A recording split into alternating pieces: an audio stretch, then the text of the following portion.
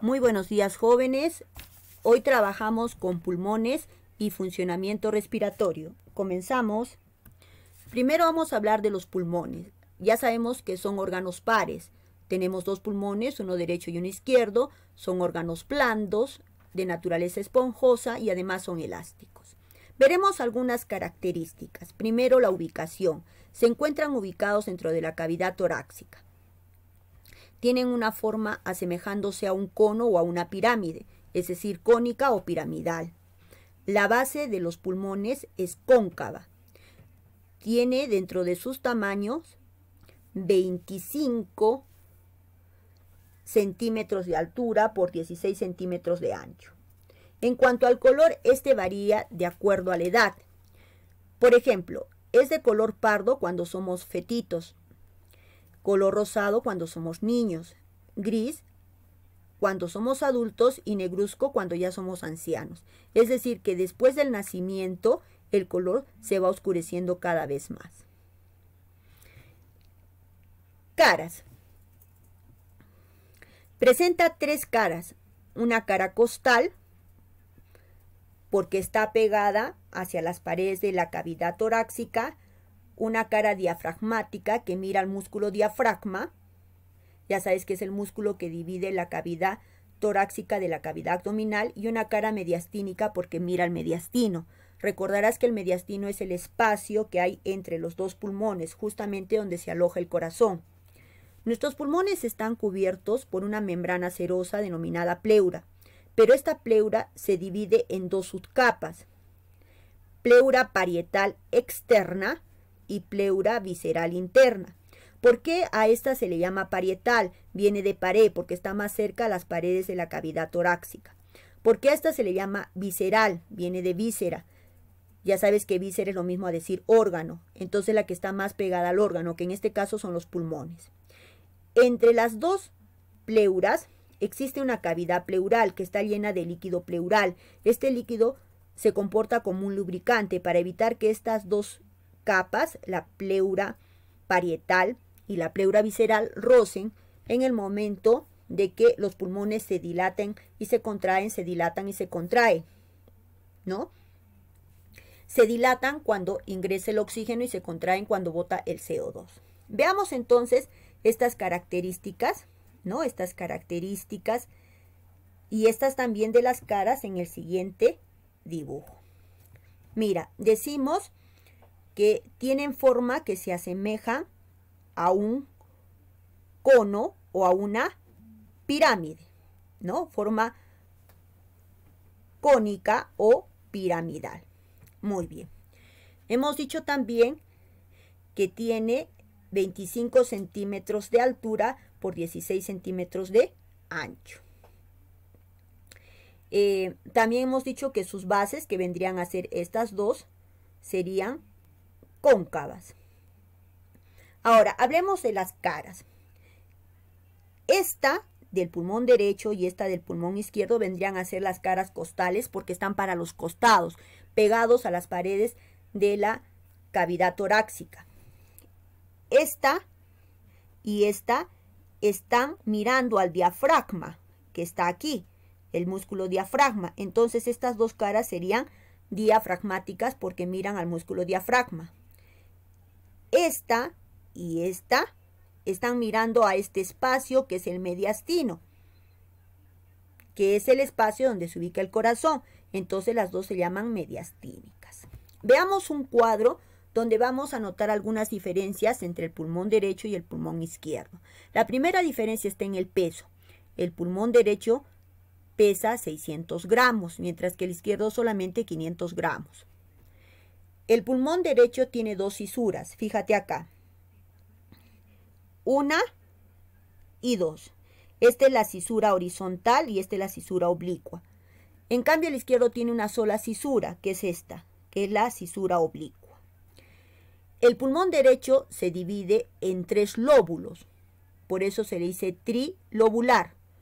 1, 2 y 3 lóbulos. En cambio, el izquierdo solamente en 2 lóbulos, por eso se le llama bilobular, que sería 1 y 2. ¿Ya? Por lo tanto, este de acá vendría a ser el lóbulo superior del pulmón derecho, este de acá el lóbulo medio del pulmón derecho y este de acá el lóbulo inferior del pulmón derecho.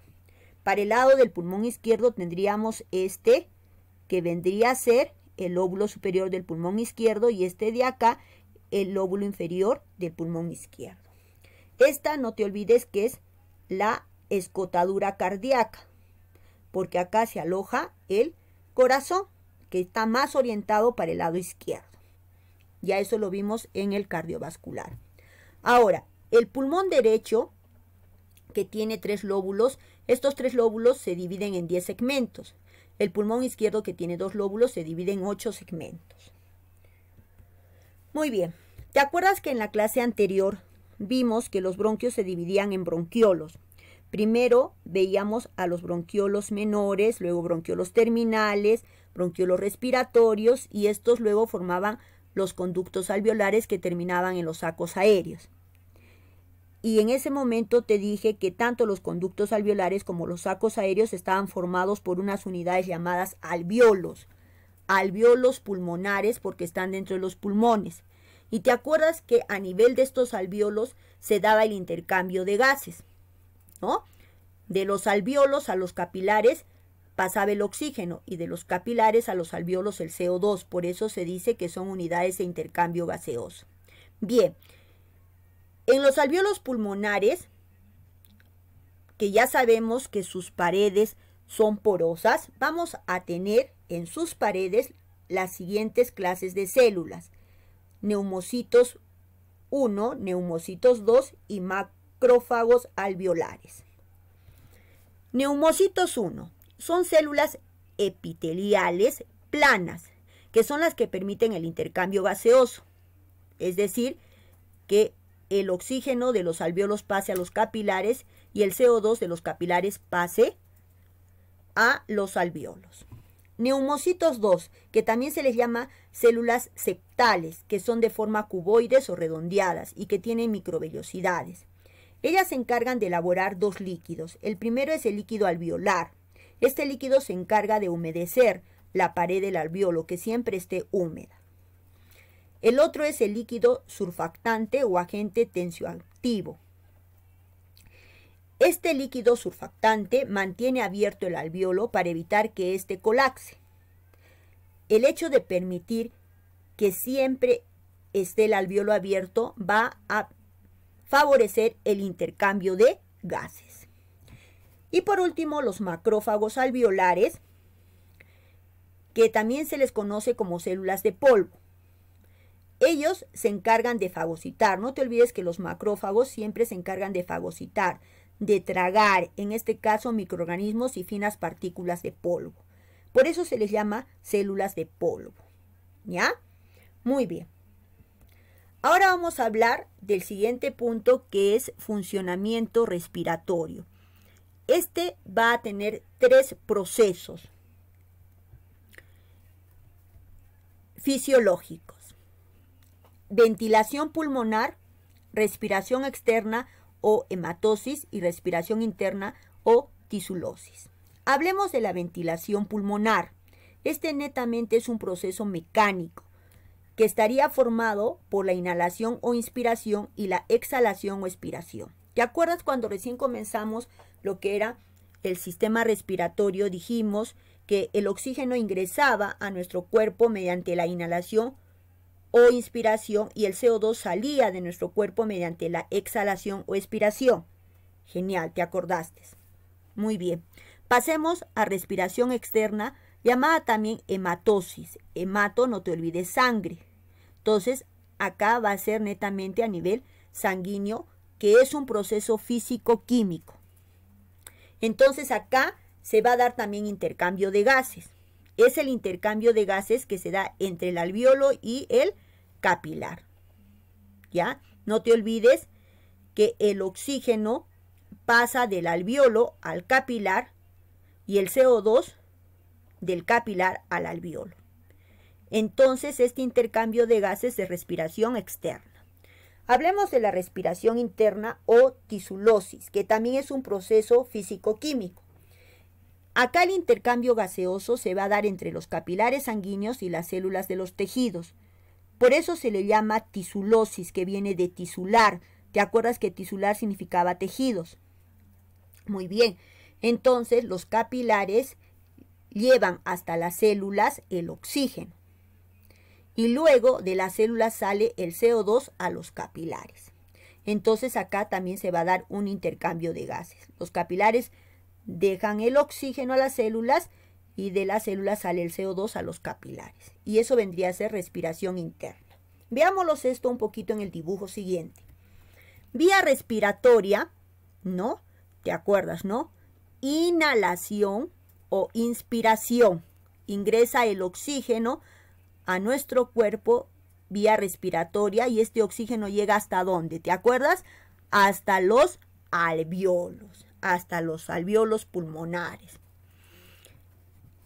Entonces, este oxígeno pasa a los capilares, ¿sí? Y acá los capilares van a ceder el CO2 a los alvéolos, para que luego este CO2 vía respiratoria salga al exterior mediante la exhalación o expiración. Entonces, ¿qué se está dando acá ahorita? Un intercambio de gases entre los alvéolos y los capilares. ¿A eso qué se le llama? ¿Qué se le llama? Lo que acabamos de ver, respiración externa. Esta es respiración externa. ¿Ya? Entonces, ¿te acuerdas que del ventrículo derecho salían las arterias pulmonares llevando el CO2 y luego se adelgazaban, formaban arteriolas y luego capilares? Entonces hasta acá llegó el CO2 que va a pasar a los alvéolos.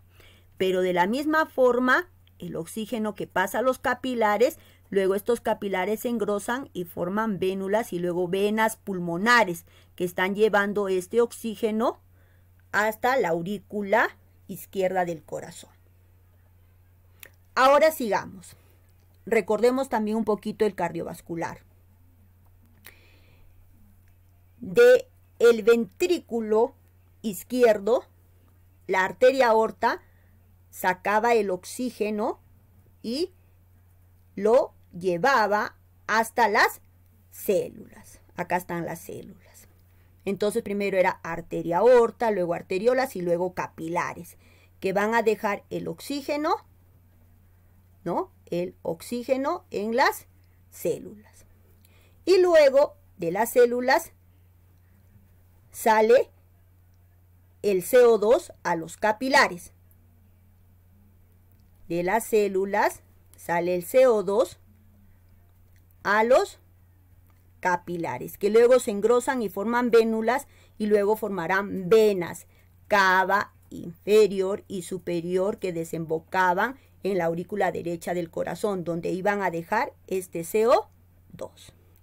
Entonces, este intercambio de gases que se está dando acá, este intercambio de gases que se está dando aquí, donde los capilares dejan el oxígeno a las células y de las células sale el CO2 a los capilares, este intercambio de gases entre los capilares y las células y capilares, para acá pasa el oxígeno y de acá el CO2, eso que vendría a ser respiración interna o tisulosis. Muy bien, jóvenes, con esto hemos terminado la sesión de hoy. Nos vemos a la próxima. Adiós.